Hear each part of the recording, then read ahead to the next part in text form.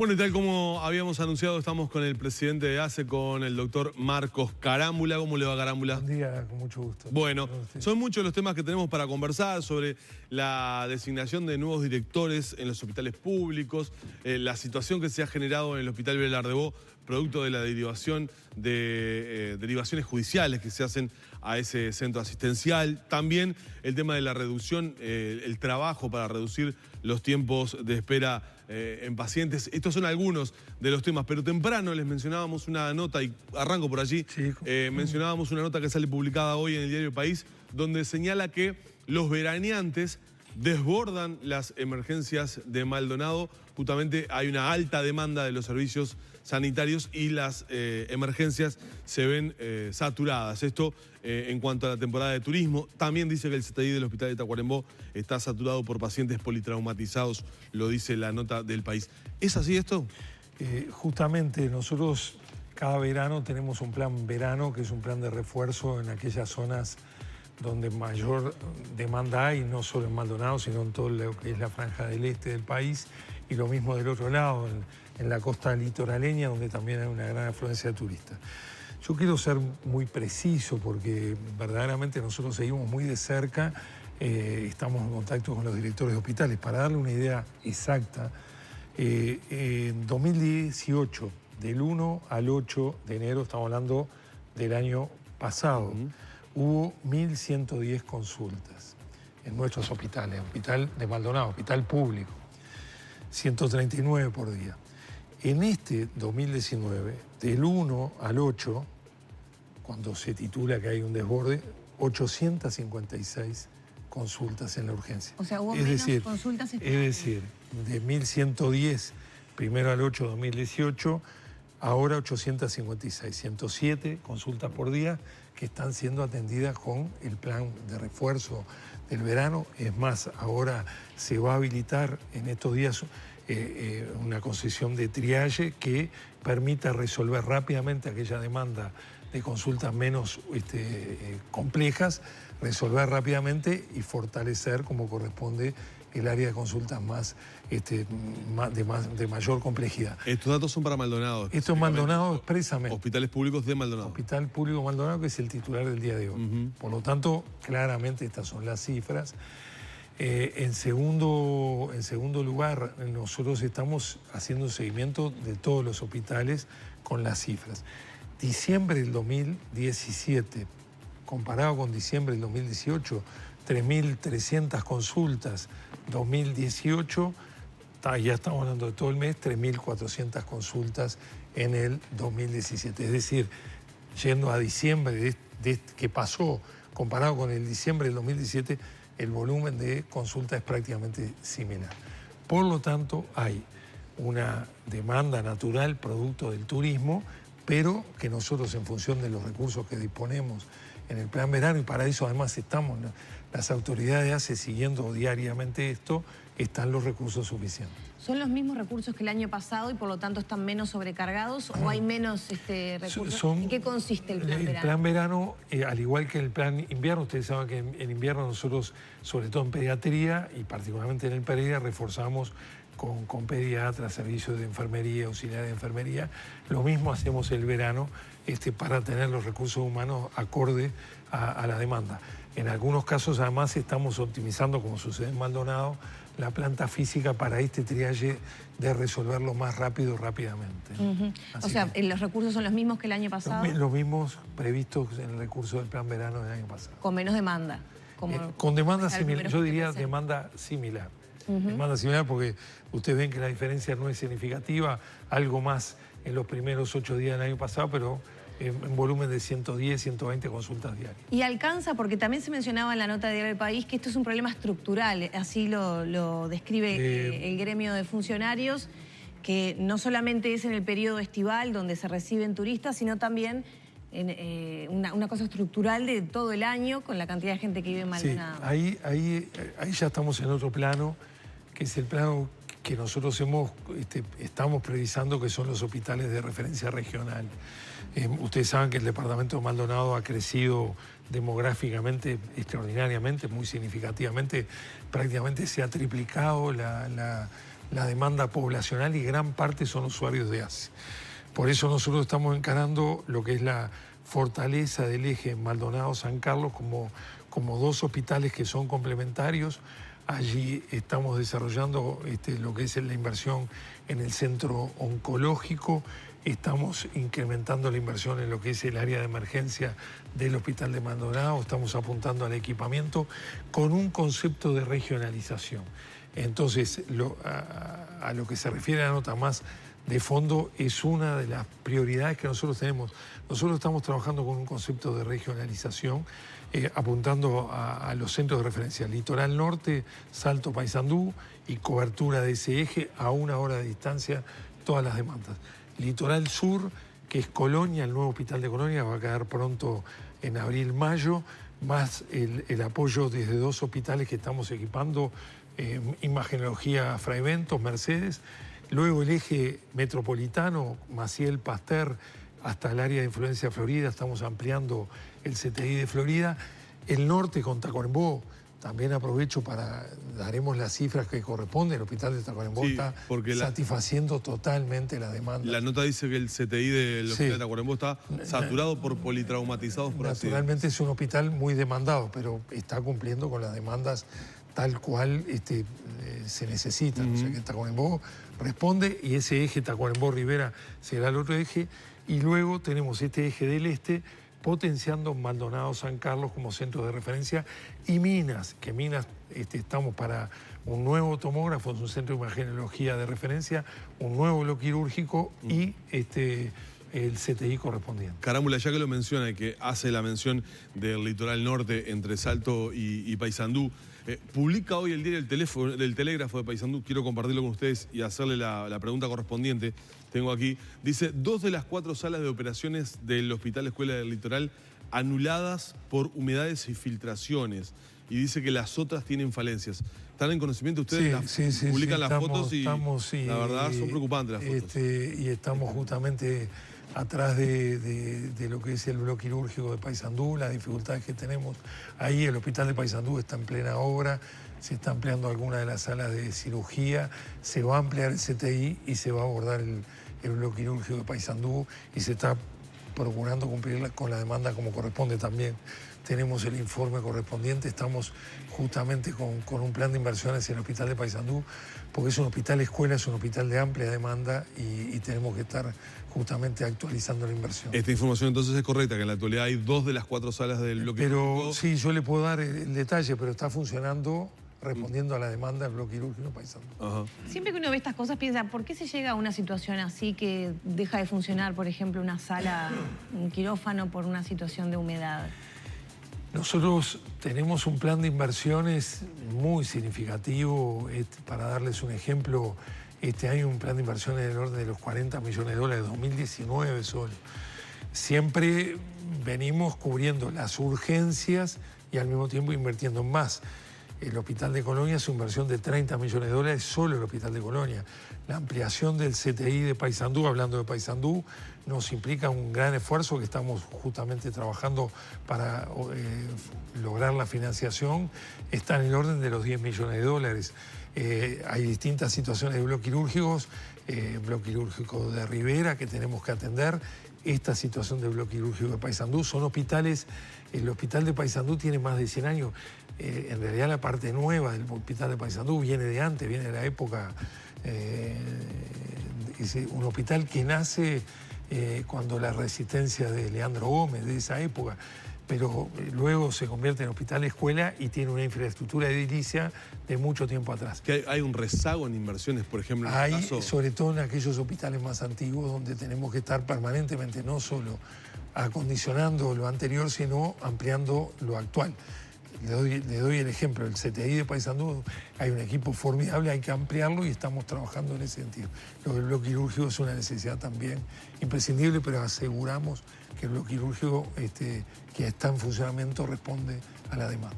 ¿Qué pasó con el Vilardebó? Porque ayer una de las noticias que leíamos y compartíamos con los televidentes, salía publicada en El Observador, si no me equivoco, daba cuenta de que producto de las derivaciones de los jueces hacia el Vilardebó, a raíz del nuevo CPP, se ha visto desbordado por completo el funcionamiento del Vilardebó. La directora lo decía. Sí, hoy es mucho más que la situación del Vilardebó. Hay que verlo mucho más globalmente. Es todo el tema de la salud mental en el Uruguay, donde hay varias circunstancias muy importantes. Primero, la ley de salud mental.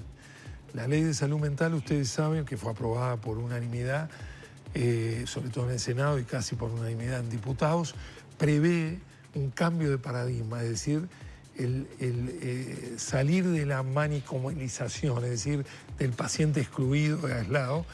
La ley de salud mental ya está en vigencia y lo que prevé que ya está en vigencia es que no pueden internarse más pacientes en las colonias psiquiátricas, Santín, Carlos Rossi y Etchepare. Tiene una población de 750 pacientes actualmente, ahí no puede ingresar ni un solo paciente más. Segundo, un proceso progresivo de sacar de los hospitales específicos como hospitales para pacientes con trastornos de salud mental, ejemplo Vilardebó, y pasar a los hospitales de carácter general que tienen su centro de salud mental, ejemplo Hospital Maciel, Hospital Pasteur, y así en el interior estamos construyendo, y las casas de medio camino. Pero hay una circunstancia coyuntural hoy que es muy grave, que tiene que ver, en primer lugar, porque no podemos mandar más pacientes a las colonias. El Vilardebó tiene 390 camas, de las cuales hoy la mitad están ocupadas por pacientes por orden judicial, donde se juntan varios factores, desde el consumo a situaciones de violencia, a diferentes razones que los jueces o los fiscales deciden la internación, y tenemos hoy el 50% de los pacientes del Vilardebó son razones judiciales. ¿Están abusando de esa herramienta? No, no digo que estén abusando, es una herramienta que el juez, la justicia tiene. Nosotros, en función de esta situación, lo que hemos establecido, y hemos tenido muy buena respuesta, hay una mesa de trabajo donde está la Suprema Corte de Justicia, la Fiscalía General, la Institución Nacional de Derechos Humanos, el Ministerio de Interior y nosotros, para abordar, porque a veces hay pacientes judiciales que están mucho tiempo en el Vilardebó cuando ya no hay razones médicas que justifiquen la internación, y al mismo tiempo nosotros tenemos dificultades con los pacientes que están en una situación aguda de descompensación. Bueno, eso fue una cosa que ustedes elevaron, es decir, que médicamente estaban de alta, por llamarlo de alguna manera, y a veces pero los jueces no firmaban las resoluciones correspondientes. Por los tiempos... ¿Ha mejorado eso? Estamos justamente en esta mesa mejorándolo. Carámbula, ¿y qué pasa, por ejemplo, con un paciente que está compensado, sí, pero no tiene recursos o familia o sus referentes, digamos, no tienen posibilidades de tenerlo en el hogar? En este momento de transición, ¿dónde va esa persona? Claro, ese es uno de los grandes temas, por eso lo planteo como mucho un tema que trasciende a ACE, pero que lo tomamos como ACE. Los pacientes de las colonias de la Santín, Carlos Rossi y Etchepare, está previsto por la ley que en el 2025 las colonias se cierran. Entonces, hoy hay 750 pacientes aproximadamente, porque va variando en función de determinadas circunstancias, sobre todo biológicas. Hay muchos pacientes de los que están en las colonias que no tienen referentes familiares, que no tienen un entorno afectivo que pueda protegerlos en el momento que puedan ser dados de alta. Entonces ahí hay un gran trabajo hacia las casas de medio camino, un gran trabajo de reinserción progresiva en la sociedad con educación, con capacitación, con formación en determinadas habilidades que los permita a esos pacientes rehabilitar e incorporarse a la vida activa. Ahí tenemos un enorme desafío. Tenemos otro desafío, que es que en los hospitales generales podamos tener estos centros de salud mental que permitan abordar lo agudo y al mismo tiempo esa etapa entre lo agudo y la inserción en la sociedad. Acá hay un tema además cultural desde la sociedad que cada uno de nosotros conoce en su familia, en la cercanía del barrio, del vecino, aquel paciente que por distintas razones, hoy en día el drama mayor que tenemos son los jóvenes, el consumo, sí, y la violencia, y también la violencia doméstica. Y entonces necesariamente son medidas de contingencia que nosotros, a través del Vilardebó, del Portal Amarillo y de los hospitales generales donde ya tenemos centros de salud mental, procuramos cubrir. No es suficiente. No es suficiente. Yo diría, este es un tema, y no es suficiente no solo para la salud pública, no lo es tampoco para el sector privado. Hoy, una familia que tiene un problema de estas características y que puede eventualmente pagar una internación, tiene dificultades donde lo hace. O sea que hoy tenemos un enorme desafío donde se confluye la patología propia de lo que es el trastorno de la salud mental, el concepto de inclusión que es imprescindible, es un concepto de derecho, y al mismo tiempo lo que es la capacidad locativa para hacer estos procesos. ¿Para cuándo es viable que empiecen a funcionar estas casas de medio camino? Que ya están empezando a funcionar. Nosotros Nosotros tenemos presupuestado ya en el programa nuestro de salud mental una serie de casas de medio camino y, como les decía, de hospitales que recogen a las personas en agudo como para poderlas después incluirlas en la sociedad. Nosotros ya tenemos un programa en el presupuesto último, en la rendición de cuentas, en función de la movilidad de los propios pacientes, usuarios, familiares, se logró incluir una parte del presupuesto para que sea para las casas de medio camino, y es el trabajo que tenemos por delante en los próximos 5 años como tema prioritario, ¿no? Pero ya hay una fecha marcada para que la gente Y bueno, pueda fíjese hacerlo que ahí. 2025 a su vez no hay tampoco, en 2025 se cierran las colonias y al mismo tiempo deja en este nuevo paradigma de la inclusión en los hospitales generales, el Hospital Villar-de-Bo tendrá otro destino, pero no la internación asilar excluyente. ¿Qué va a pasar en el caso de esas familias que reciben a pacientes psiquiátricos y que los tienen insertos socialmente? Por ejemplo, Santa Lucía es un caso muy paradigmático. Característico. Donde Santa Lucía hay una red muchas casas, ya instalada, sí, de carácter social.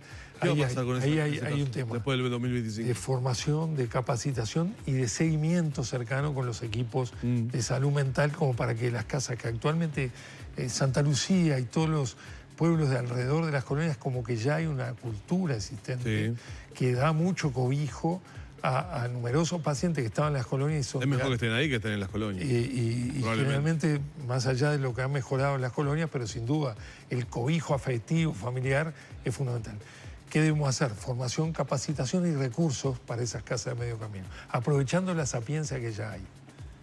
Aprovecho Sí, que estamos en el tema, con esta situación del Villar-de-Bo, ¿en qué situación están los pacientes? La otra vez me mandaban unas fotografías de un caso, bueno, bastante atípico o excepcional, pero muy desesperante, una familia casi al extremo, que finalmente el joven que tiene esquizofrenia con brotes violentos y por eso no puede estar en el ámbito de su familia, bueno, termina siendo ahí recluido medio que de emergencia, pero claro, las condiciones de internación, colchón en muy mal estado, la almohada en muy mal estado. Sí, nosotros somos los primeros en reconocer las insuficiencias locativas que tenemos en Villar-de-Bo, si bien se ha hecho mucho, inclusive ahora hay previsto mejoras en algunas de las salas, es tal el volumen de pacientes internados que inclusive muchas veces la urgencia obliga, circunstancias como la que tú contás, a que hay que ampliar salas de emergencia, transformarlas en salas de internación con todas las insuficiencias que tenemos.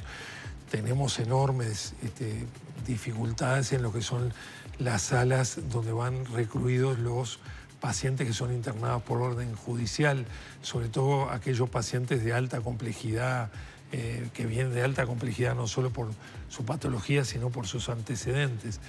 Entonces, hoy hay insuficiencias locativas, hay demanda insatisfecha.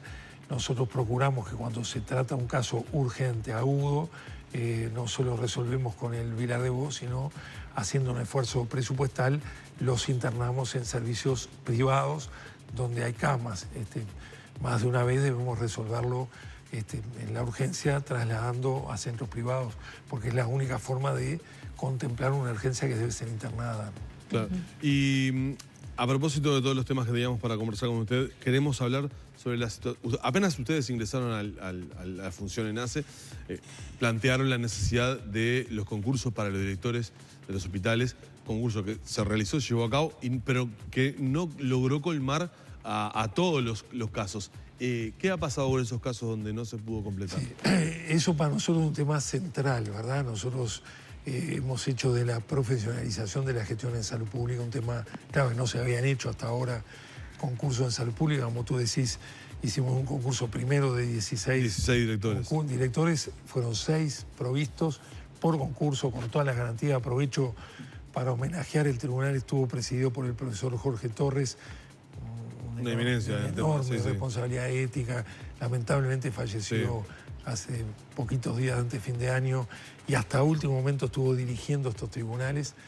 Quedaron 6 concursos de los cuales estamos muy orgullosos, nada más ni nada menos que el Hospital Pereira Rosell, el Hospital Pediátrico y Ginecología, Maternidad, con 3 mujeres formidablemente preparadas que ganaron concurso con mucho compromiso y que además han establecido, porque así lo marcan las bases del concurso, un compromiso de gestión. Lo mismo el Hospital de Salto, el Hospital de San José y el Hospital de Rocha. Ahora estamos en este momento llamando a concurso a 6 nuevas direcciones de hospital. Aquellos cargos que no fueron previstos fueron ocupados por la misma lista de prelación en unos casos, por directores que estaban como interinos, siguen y vamos a seguir llamando a concurso.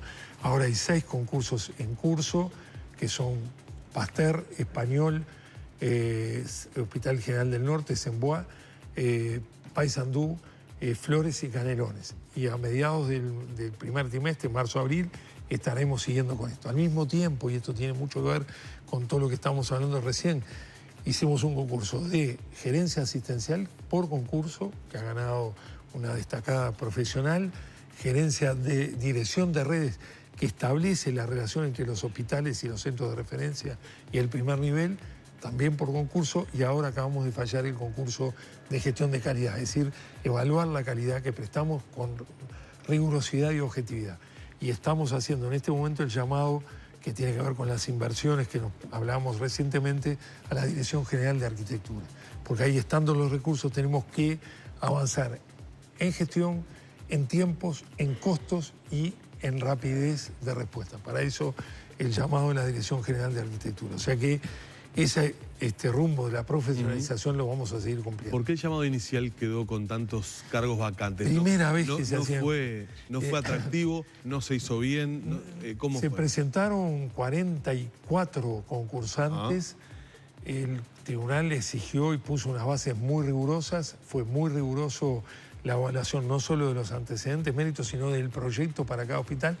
Y por primera vez, como todo proceso, que por primera vez se desarrolla un proceso de concursos, tiene sus dificultades.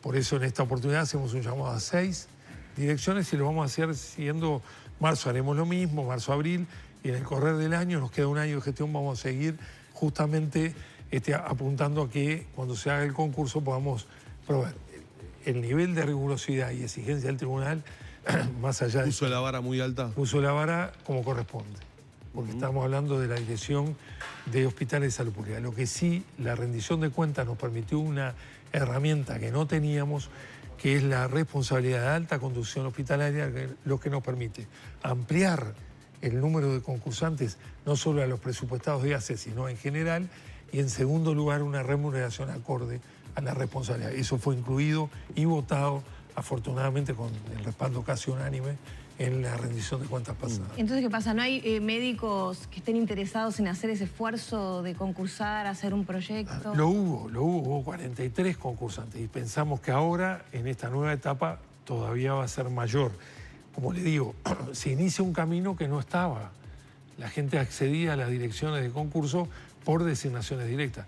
El camino del concurso siempre es un camino que exige de la institución y de quien concursa un enorme esfuerzo, y eso es un camino a recorrer que nosotros estamos convencidos que debemos seguir recorriendo. Y en relación a personal de ACE, en los últimos años ACE ha tenido que enfrentar juicios por mucho dinero, por personal contratado por comisiones de apoyos que después hacen juicio laboral. ¿Cómo viene ese tema de regularización de personal en ese complejísimo entramado que tiene ACE, ¿no? Claro, nosotros nos propusimos en el acuerdo que hicimos con la Federación de Salud Pública y con el Sindicato Médico, con la FEMI, uno de los temas fue Estatuto del Trabajador de la Salud, que quedó pronto a fin de año, tiene que ir al Parlamento, tiene que aprobarlo los gremios, nos habíamos comprometido antes de fin de año a hacerlo, se hizo. Segundo, categorización, vamos a trabajar todo este año en la categorización de los trabajadores de la salud pública. Fíjese que nosotros tenemos 30.000 funcionarios, de los cuales 23.000 son presupuestados base, el otro son contratados por comisión de apoyo. Ese número varía a 32.000 Entonces, tenemos que hacer un camino progresivo de presupuestación con los llamados a concurso y con la categorización, que es un tema fundamental. El otro tema de lo que tú planteás, que esto es muy importante, hicimos un acuerdo que lo votó por unanimidad el Senado, lo tienen para votar diputados, que es todo el tema del conflicto de intereses. Hay un artículo, el artículo 46, ustedes saben que fue motivo de lo que fue la investigadora y tiene que ver con el sistema de traslado, que me gustaría en un minuto decirlo. Entonces, acordamos una propuesta que fue avalada por el Tribunal de Cuentas y en la Cámara de Senadores votada por todos los partidos, donde precisa con claridad lo que es conflictos de intereses. Y vamos a actuar en consecuencia. Muchas de las situaciones que tuvimos en los periodos anteriores tienen que ver con conflictos de intereses que queremos dilucidar y actuar acorde a la normativa. Y de la mano de esto, de una gran necesidad asistencial, nosotros hablábamos de los hospitales de referencia y el desafío que tenemos, Alto Paysandú, Litoral Sur, Este, Norte, Sur. Tenemos que asegurar un sistema de traslados público que haga que en un Uruguay que tiene 500 kilómetros norte-este, norte-sur, este-oeste, la distancia mayor de traslado, en un traslado especializado, cuando la circunstancia lo demanda, sea de 1 hora.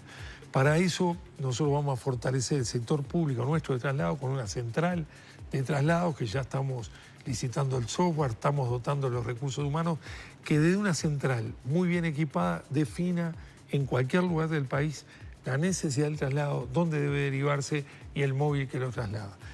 Y al mismo tiempo, los lugares que tenemos fortalezas públicas, de área metropolitana, el 105, algunos corredores, fortalecer el sector público. Cuando tenemos demanda que no podemos cubrir con lo que es nuestro sistema, estamos preparando, en diálogo con las cámaras de traslados de emergencia, un sistema nacional de traslado que vamos a hacer un llamado con las características de la mayor transparencia, evitando los conflictos de intereses, asegurando un precio correspondiente y calidad, sobre todo, en traslado especializado. Va a ser como un pool de empresas. Exactamente, con un llamado a licitación, donde va a estar establecido la cobertura, el precio y la calidad del traslado en una ambulancia especializada. Y sobre todo... Con lo cual cubrimos el país. Y están, sobre todo, lo que usted explicaba, tratando de evitar el conflicto de interés que se da. Que se da en lo local.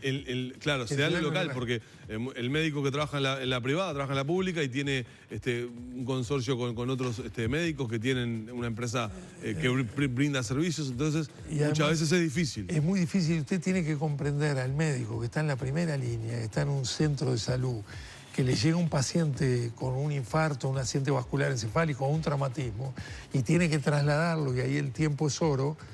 Y muchas veces la ambulancia del sector público está trasladando a otro paciente para un examen, lo que fuera, tiene que recurrir a un traslado especializado y recurre a lo que tiene cerca. Entonces, hay que comprender eso, hay que darle un marco normativo y asegurar un sistema de traslado a nivel nacional. Nos quedan millones de temas para conversar y seguramente será el motivo para este 2019 volver a conversar. Con mucho gusto, si ustedes nos permiten, le ampliaremos tanto los datos de Tacuarembó como la situación de Bloquirurgio Paysandú que ustedes mismos plantearon. Perfecto. Gracias, Carámbula, por habernos acompañado esta mañana.